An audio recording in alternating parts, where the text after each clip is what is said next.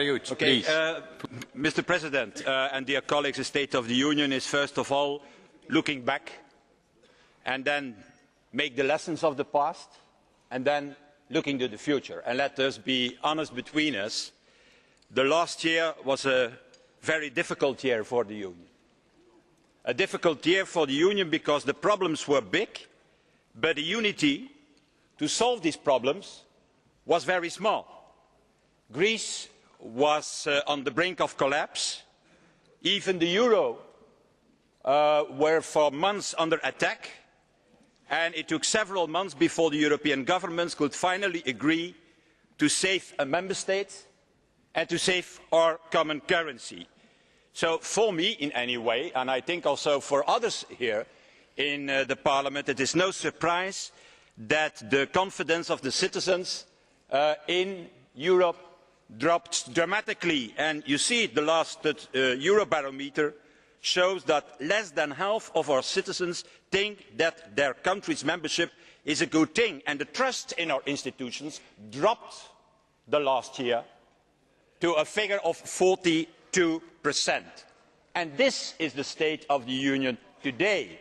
This is alarming, but at the same time we have also to recognise that it is no surprise, because many times this Parliament urged European leaders to end the standstill around Europe, to move forward, to quit protectionism and nationalism, and to work on European solutions. And that is also what the European citizens are asking for, because if you look to the same Eurobarometer, you see that not less than 86% of the people, 86%, want a European economic governance. And they believe that only the Union can provide solutions for the financial and economic crisis. But they don't see it happen today, and that is the reason for their disappointment in our Union. So, Mr. President, I know that for the Commission too it has been a difficult year, because in fact it was only half a year. The time our capitals needed to realise there is a new treaty, with a new way of working and also a new balance of power in the Union, and therefore we can say that today is the real start of your second term. A second term that I think, Mr. President, needs a new vision and also new answers. In any way, it's time to change towards a higher gear, to realise important reforms now. And in our point of view, of our group, that are mainly 7 big and important reforms.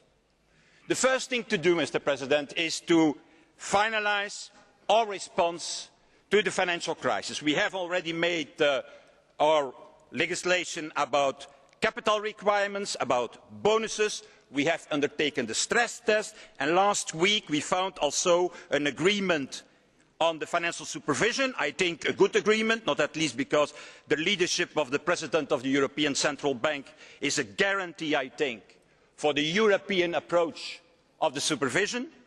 But that doesn't mean that we are already there. I should say far from that. We are not even halfway. We still need the Commission to come forward urgently with proposals on derivatives, on short selling, on credit rating agencies, on banking resolution, on market abuse, on trading and financial instruments. Second big task. We need a genuine European economic governance. Last year, Mr. President, has shown that a common currency without a common economic policy simply doesn't make sense. It is nonsense, a situation like that. And even worse than that, it is a dangerous situation. We cannot afford to be one union and at the same time to have 27 different economic strategies as today. And it is crystal clear,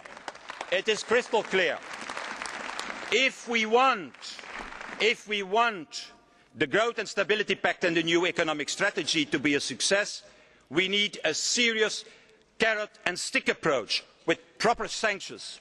And in my opinion, and I think in the opinion of the majority of this House, it is good that the Council is thinking about this in a task force, but I tell you, Mr. President, this can't replace the right of initiative of the Commission and the duty of the Commission to come forward the fastest as possible with a global legislative proposal on economic governance.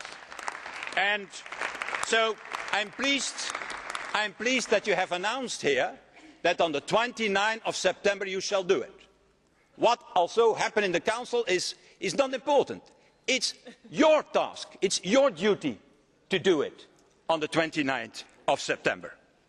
And that takes me to my third priority, the single market. We have an excellent report on that, of Mario Monti. And our message is very simple. Let's carry out this report, because it's today incomprehensible.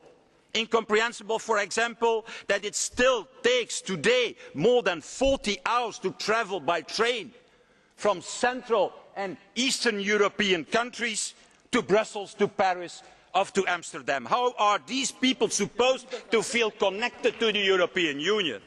And how can these markets, dear colleagues, be fully integrated? So let's invest in trans-European networks. And then the fourth important priority, and I think maybe the most important message for today, it concerns the budget and the new financial framework. So, Mr. President and dear colleagues, let us be very clear about this.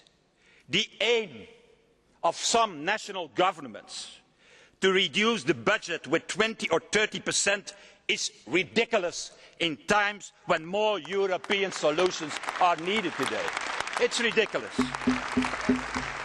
And I can fully understand that confronted with a huge fiscal deficit, they want to cut their direct contributions to the Union. I should say that's an enormous, spontaneous even, reaction. Hence our proposal then to replace these national contributions by own European resources. And that takes me to the fifth priority, our credibility in the world. We have now this External Action Service, but what we need now, and what we asked to Lady Ashton, to the Vice President of the Commission, and it should be better that she was here, that is also to develop a new strategy for the Union. Our strategy for external policy, dear colleagues, is still a paper that is dated from 2003, done by Javier Solana. Well, I think that since then, since 2003, the world had changed. And that in the meantime, also our strategic framework has to be adapted and modernized. And that brings me to the climate change. In Copenhagen, we have already seen that we lost our leadership, and the only way to make a difference in Cancun is to regain our leadership, and to regain our leadership there is one thing that is necessary, by using one voice and by promoting one vision and not 27 like we did in Copenhagen. Enfin, Monsieur le Président, et mes chers collègues, je dois vous dire en fait mon désarroi. Désarroi à propos de ce qui est fondamentalement, je dirais, si vous me le permettez ce mot-là, la raison d'être de notre Union, c'est-à-dire la protection de la liberté civile et des droits humains. Et ceci tant à l'extérieur de l'Union, mais encore plus important, à l'intérieur de l'Union européenne aussi. Et je veux dire avec solennité que ce qui se passe en France, selon moi, est inacceptable. Mais c'est pas toi qui décides ce qu'est le sujet. C'est malheureusement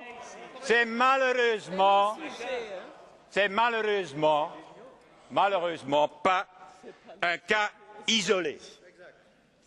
Moi, j'observe, comme beaucoup d'entre vous, que plusieurs gouvernements aujourd'hui, comme ils sont confrontés avec la crise économique, sombrent progressivement dans une sorte de tentation du populisme, xénophobie et même parfois racisme. Ils instrumentalisent... Attends.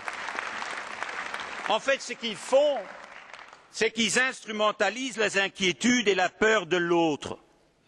Ils stigmatisent les minorités.